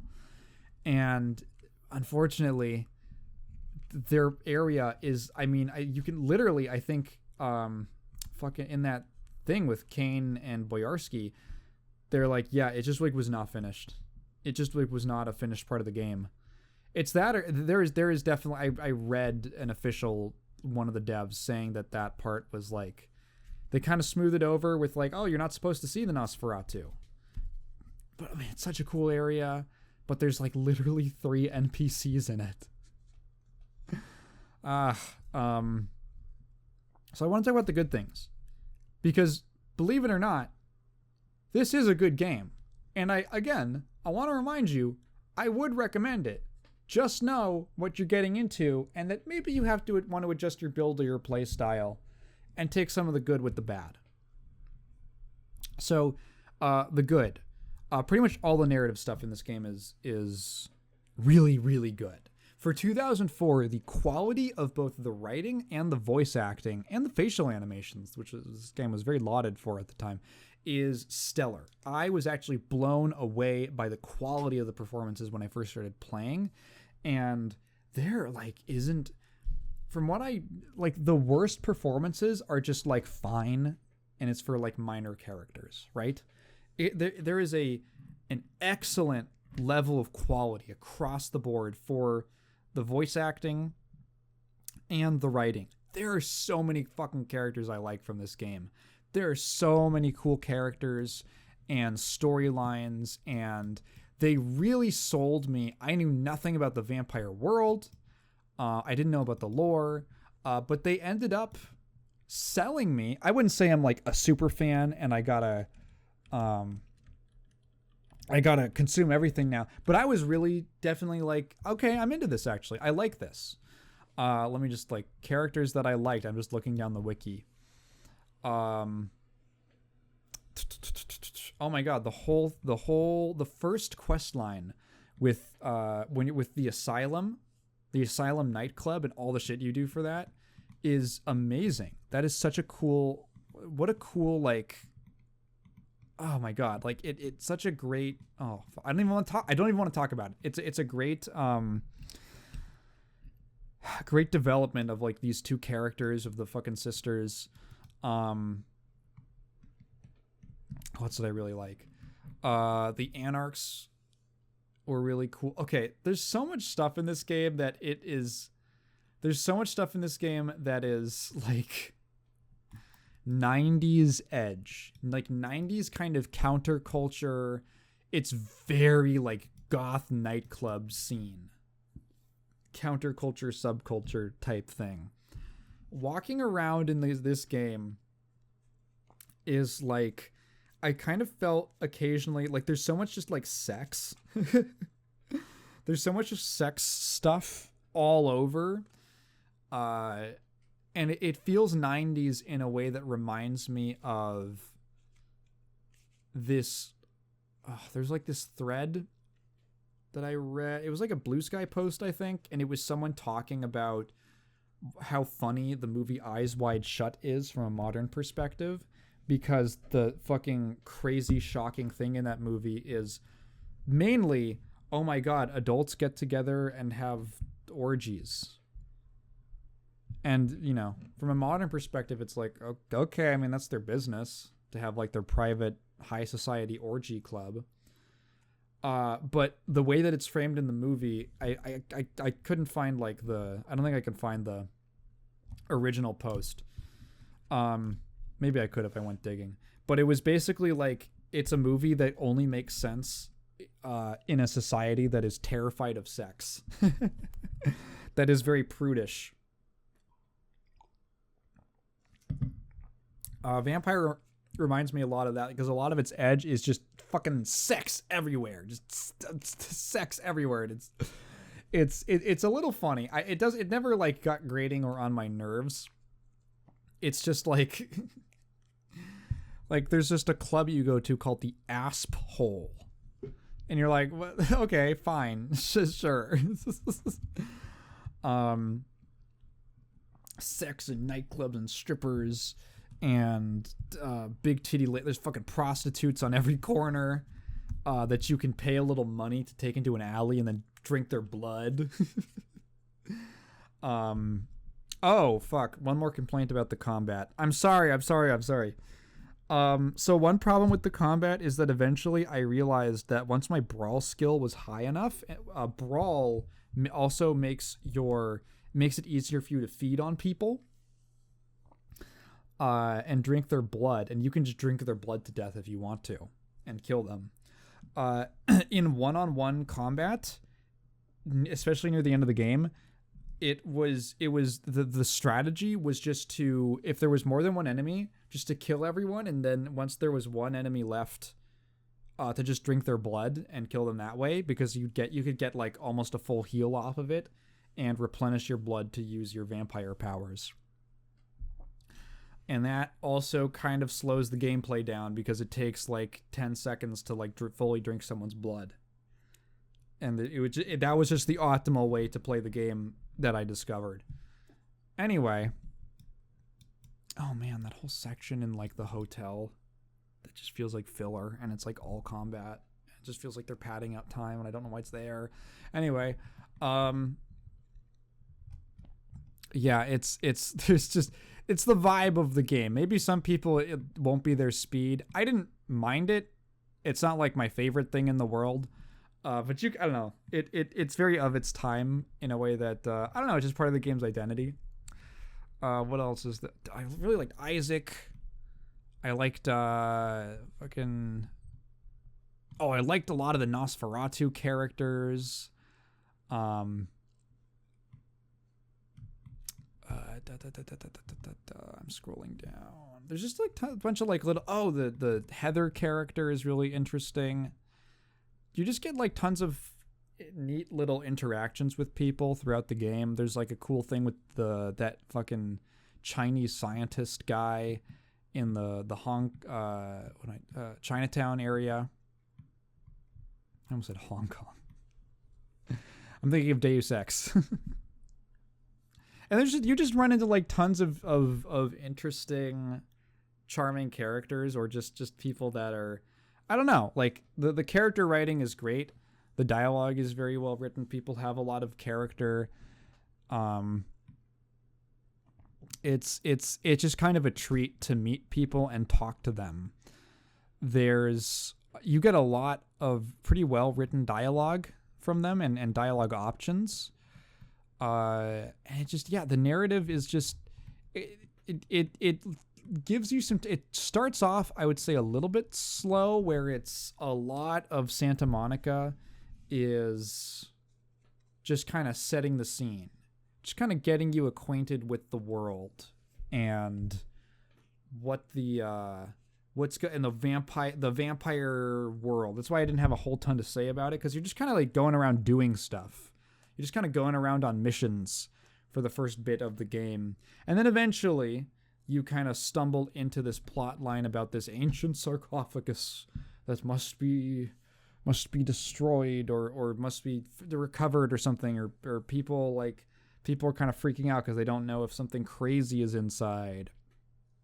And then, it's a decent plot hook. It's really propped up by, I think, the great characters. And I love LaCroix. LaCroix is I like how there isn't like a single villain. You could say LaCroix is kind of the villain, but he's also like your boss. It's this sort of interesting situation where you are working for the bad guy, and like you kind of know that, but he's not doing anything like super bad at the moment. And you can choose to go along with him if you want. And that's kind of I don't know, it's a neat story. It's told well. It's hard there's so many specific things that are like wrong with the game, but a lot of the really good things are sort of ambient. It's just stuff that's always kind of happening. It's the narrative elements. It's the atmosphere is something people always praise, which I agree with. The whole game takes place at night because, you're a vampire. It's always at night. The music is really cool. There's just lots of goth vampire tracks, You're walking around these respectably large hub areas, and there's just always people walking around. The cities and the locations always feel like there's something going on. You know, there's always NPCs walking around. I think for the time it was pretty impressive, and it still feels pretty good today. Tons of like I always really liked exploring the hub areas, and before I would even get into the main side mission, like before I would delve into the main mission stuff, just going around and meeting people and going in all the shops and all the businesses and things like that and exploring. And then funny enough, the main plot would then have me go back there. And just it's a very dense, enjoyable world to be in. It's cool to have this idea of like a contemporary vampire story with the modern day technology. I love the idea of the masquerade, where you literally have to obey the laws of the masquerade and not reveal yourself in certain areas or use your abilities. Make sure that you don't get discovered when you feed on people, or else you like literally lose reputation. And if you get like 5 strikes, they execute you. It's a very compelling game that has these little nags. These little nags that just kind of like get at you every once in a while, and it gets kind of bad near the end. It gets kind of bad in the last third. Although even then, there's good stuff. I like the Chinatown stuff that's there. I liked. The Hollywood stuff I actually liked a lot of the Hollywood area, but you can feel it kind of going down. I would still recommend it if it sounds interesting. If you like this style of RPGs and stuff, it's still totally worth playing today. It's a cult classic for a reason, and it is definitely worth revisiting and playing through. I mean, it's not a particularly long game, which is nice. It's kind of a game that you're meant to replay with playing different clans, because they get a little bit of unique stuff for each of them. Not just gameplay wise, but I'm pretty sure they also get some unique story beats and stuff like that. I mean, the Malkavians literally get just oodles of unique dialogue options, because Malkavians, their whole deal is that they're basically like clinically insane. And so they don't even talk. They don't even get the same options as other characters. And they can, there's like all these weird little, like, you can get into arguments with inanimate objects, and like the radio will start talking to you and stuff like that. And it's only for Malkavians. There's clearly so much time. You can tell how much they cared on this project. It was just extenuating circumstances kind of fucked it over. I did play with mods. I played with, which is for a lot of these older PC games, what I usually do is I don't play with any content mods. I mainly just play with basically just quality of life and stability stuff. So I believe it was is it the plus patch? Let's give Bloodlines patch. The unofficial patch. So that does have an option for content additions. I did not play with that. I just played with the stability stuff and to make it run better and in like modern resolutions and stuff like that. Because unfortunately, the modern day releases are basically just, here's the game from 2004 with no optimizations or quality of life improvements or anything. Just have at it. There's like 2 resolution settings, buddy. So would probably recommend that. I think I maybe had 1 crash in my entire playtime. I think it was 1 crash. I think that was it. So it does make the game, I would say, remarkably stable. Vampire Bloodlines, I'm still gonna give it a thumbs up, and I'm still gonna say if it sounds interesting, it is totally worth checking out. There's a sequel coming out, maybe this year, maybe next year. It's changed hands once already. and it seems to be in a weird state development-wise. So I don't know how that's going to turn out. Hopefully good. I don't think any of the original writers are on it, but as long as the writing is equally good, it'd be worth checking out. I was also playing a lot of Peggle. Peggle was on sale with Peggle Knights, the sequel, for like $2 total for both of them. They were in a bundle, and I was just playing that. Peggle is one of those classic, what was it, like Xbox Live Arcade era games. That's just this really simple, kind of like arcadey. I guess you'd call it a casual game. Kind of ragged on that title, on that that genre name in like a recent side channel video. But yeah, it's how much do I even have to say on Peggle? Peggle's fun. It's a game about shooting a ball, like a pinball, on a board of pegs, and you got to hit all the orange pegs, and there's blue pegs and score multipliers, and there's like different little characters you can play as that get their own unique special abilities when you hit certain pegs. And it's just like there's like 5 levels times however many characters. There's like 100 something levels. 100? Is that right? Maybe like 80, something like that. And is that right? I don't know. You can beat it pretty fast. You can beat the game pretty fast, and then there's like some challenge content afterwards. Peggle, I'm going to also say, still pretty fun.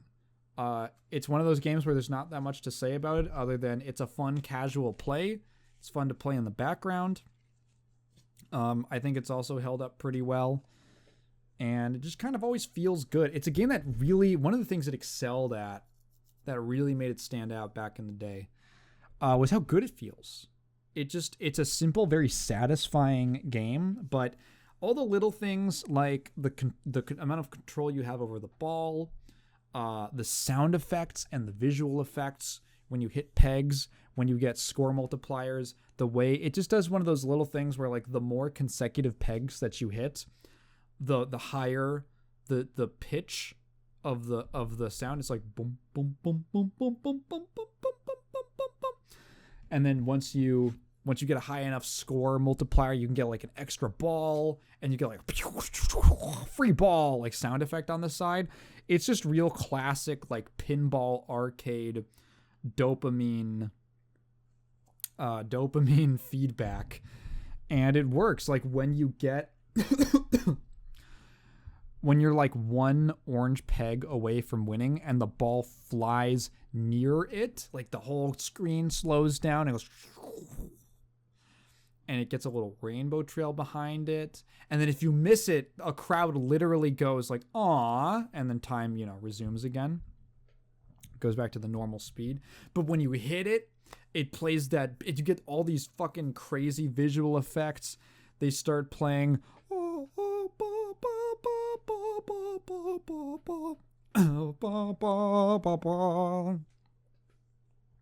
and it feels awesome. You feel like you got a crazy victory lap.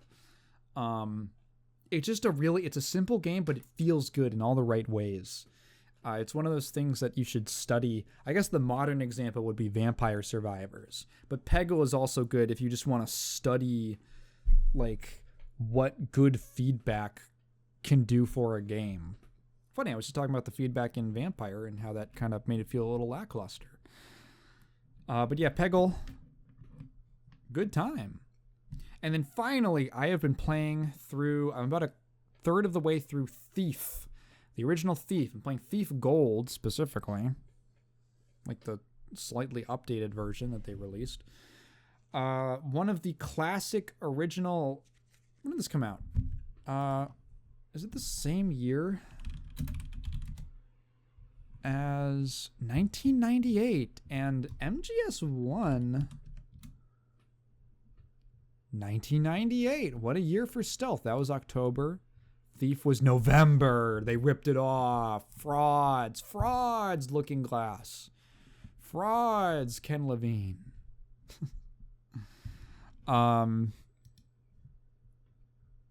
Right.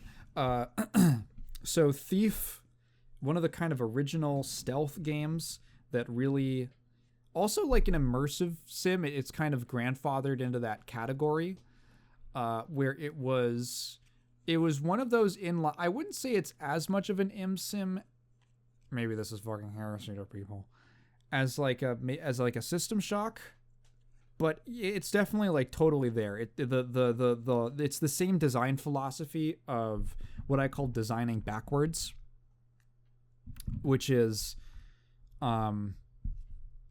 they came up with, what is the what do we want? We want to make a game about being a thief. What are all the things that a thief could be able to do to get to their objective? And so they build all these systems into the game that you can then interact with, and which might layer on top of each other. Like the sound, it's probably like the most interesting thing about the game. The sound mechanics, the sound system. Oh, I have the hiccups now. The sound system, the noise system. It's a game. So Thief as a game is set in like this kind of low fantasy medieval setting where you are a thief named Garrett. You're like a master sneaker, and you are hired to do jobs to take from people. That's the game. There's like a storyline and stuff that unfolds, but that's the premise. And it's mission based. You get these objectives to complete as you go throughout the mission. They might change as you go through. Whoa. And that's you sneak. You've got a couple weapons. The weapons have multiple uses often. There's guards. You can pick up loot. You can pick locks. You can find keys. You can shoot an arrow with like a rope that drops from it, and then you can climb up the rope to make a new like vantage point to scale an area. It's like all the stuff you'd want to do as a thief. The sound is incredibly important, as I said a second ago. The footsteps in this game all create sound that enemies can hear.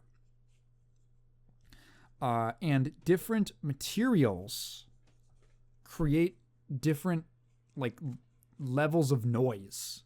So some like wood is pretty light, and if you walk, there's multiple different speeds that you can walk. You can walk, you can run, you have a speed modifier key that slows you down even further. Obviously going faster is going to create more noise, but if you're on like wood or carpet, very soft surfaces, you're going to be creating little to no noise. You can kind of sneak past guards very easily. Tile is like the bane of your existence. I don't know what Garrett is wearing, like if he's wearing some kind of monster high heel chunky ass platform heels or something like that. I don't know. But like when he walks, it's like boom, boom, boom, boom, boom. Like he's fucking punching the ground with his feet, which I guess is called kicking. It makes so much noise. You take one crawl on a tiled floor, and an enemy 15 miles away goes, "What was that? Who's out there? What was that?" And they start running over, and they're like, "Oh my God, it's you." Being unheard is almost more important. It's probably more important than being unseen, because sound, the way that sound travels is also, there's like this whole system of sound traveling. Also, actually, I think that stuff that is, I don't know if it's specific tech, but it's a concept they carried over from System Shock 1. Which also has a whole system of like alerting enemies to noise and all that. It's just kind of like a fun game about stealthing. It's a fun game about stealthing. I'm only 6 or 7 missions in, I want to say, at the moment. And I do have some frustrations with it. some of it might be because I'm kind of dumb, and maybe sometimes I just don't pay attention. But the levels very quickly become sprawling and complicated and multi-layered. So the first mission is really tight. It's really concise. The area that you're infiltrating is not particularly large. It feels large because a lot of it looks similar, but that's kind of an illusion. Once you've made your way around it a few times, you realize that it's really just like a ring shape with a little area in the middle, and there's like 2 floors and a basement and a couple rooms that shoot off in different directions. And it's not that complicated of a layout once you've actually gone around it. Then you get to like the 5th mission is absolutely bonkers. Like, it is so large. The whole deal is you have to steal a vase. There's 2 feuding rich guys, and one of them has a vase in his house. But the key to the safe that the vase is in the other guy's house. And I don't know if I'm dumb and I didn't like quite pick up on it, but I was like just wandering around. So there's this whole, you start off like this whole section where you got to sneak into a bar and then find the underground passage that leads into like the you got to find your way underground to like the secret gambling casino that they have, which is its own whole thing. Not a terribly large area, but it is like a whole thing. And then from there you have to find the hidden wall that's a secret door that leads you into a network of tunnels that connects to the sewer system. And then from there, you have to know, again, maybe I just missed this in like the opening narration or something, or I just forgot about it because there was like 20 minutes of gameplay in between, 30 minutes of gameplay in between. You have to go north first to this one guy's house, and you have to figure out how to even go in that direction and what direction you're going in. And navigating around all of these, it's again like multiple floors of this underground network. Go through that guy's house, steal the key, go back down, go through the sewers, go through like 2 or 3 like large sections that are just winding and twisting and fold in on each other until you get to the entrance, like the bottom entrance of the other guy's house. And then you go up, and then you go through and it's like a whole 3-story fucking complex. And then you sneak and thief your way through there, and then you get to the safe, and then you open it up, and then you have to go all the way back all the way back to the bar and onto street level. And it's like, okay, so I went to the wrong house first, and I like completely cleared it out, knocked out all the enemies, moved their bodies, had no idea what was going on. You find the safe, and you're like, what do I do? And then I looked it up, and I had to, oh man. And it was like, it is a little convoluted. It's very convoluted. It ended up taking me 2.5 hours, and a lot of it was me wandering. I don't want to like make this as like a strike against the game, but there's a lot. If you're like me, you're probably going to be doing a lot of wandering in it. There's a lot of things so the wandering is kind of cool in a lot of ways, actually. I don't mind it. It's just when it goes on for like a really long time, it sort of gets on my nerves. The map, there is a map for each area, for each mission, but the maps are not live updating maps. They're just like hand-drawn sketches. They're often actually undetailed and slightly wrong, maybe even. Like, they don't give you a great idea of what the actual interior looks like, just like the general shape. And they will tell you where you are for the most part. But Other than that, you have to do like what large area, if there are multiple areas within the space shown on the map, you will get a little like highlight to show which one of those areas you're in, but oftentimes not, and oftentimes it doesn't really help you unless you can navigate via landmarks, which I actually like a lot. I really enjoy navigating and using landmarks and like pathfinding in games, and not just having a map screen that tells me exactly where I am and where I need to go with like a waypoint indicator. I really enjoy that. There's a game I played years ago on stream called Realms of the Haunting, which has like 3 or 4 different labyrinths, and you just get a map for them, and you got to figure it out by the shape of the hallways and, you know, the unique passageways, and it's really cool. I like that a lot. It makes me feel very clever, and it turns navigation into more than just busy work. It's like you're actually finding something, and it's almost like its own little puzzle or challenge. You have all the tools. You have all the... excuse me. You have all the tools to do what you want, but you gotta use a little brain power to figure it out. And that's cool. The voice acting in Thief is very funny. They kind of can't decide whether or not people talk like, I'm taking the swill of the fucking queen. That's like half the characters. The other half of the characters are, hey man, yeah, I'm Joe. Yeah, I'm coming down from Tulsa.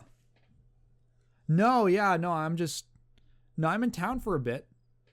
No, cool. What should I hit up? Sure.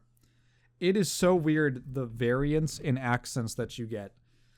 And it kind of feels like the voice director, like they had 2 different voice directors, and one of them just did not get the memo that we're like in fantasy London or something. Garrett doesn't have a British accent. I don't know what that's about. Oh, you know what I really like? You get little narrated bits from Garrett as you play. You'll stumble across an area and you'll get a little like of Garrett's inner thoughts in a voice line, and that's very charming. He's a bit of like a no nonsense, kind of out for himself sort of character. He's a thief, you know? And he often just has something sort of just an observation to make about the either like where he is or the guy he's stealing from, and it's fun. It's just like these little splashes of personality that make him kind of a fun protagonist. I wish there were more of them. There might not have been more for like disk space or something like that. But yeah, it's so far. It's about, actually, there's like 16. I think there's like 16 missions. I'm almost halfway through. But I am enjoying myself. It is a fun game to just kind of navigate and wander around and find stuff. When I'm lost for a very long time and it turns out that I just missed something, I do get frustrated. Some of that is my fault. I don't know how much of it is the game's fault and me just being a dum-dum, but yeah. Enjoying it. I'm going to try to finish it at some point. Some point soon. I'm looking forward to playing more of it. Thief. At the moment, a recommend. And I think I'm going to bring the podcast to a close. If you have been watching this far, thank you for listening to me watching. More like listening. If you've been listening this far, thank you for listening to me ramble. If you have any questions, please leave them down in the comments below. And I will definitely get to it next time.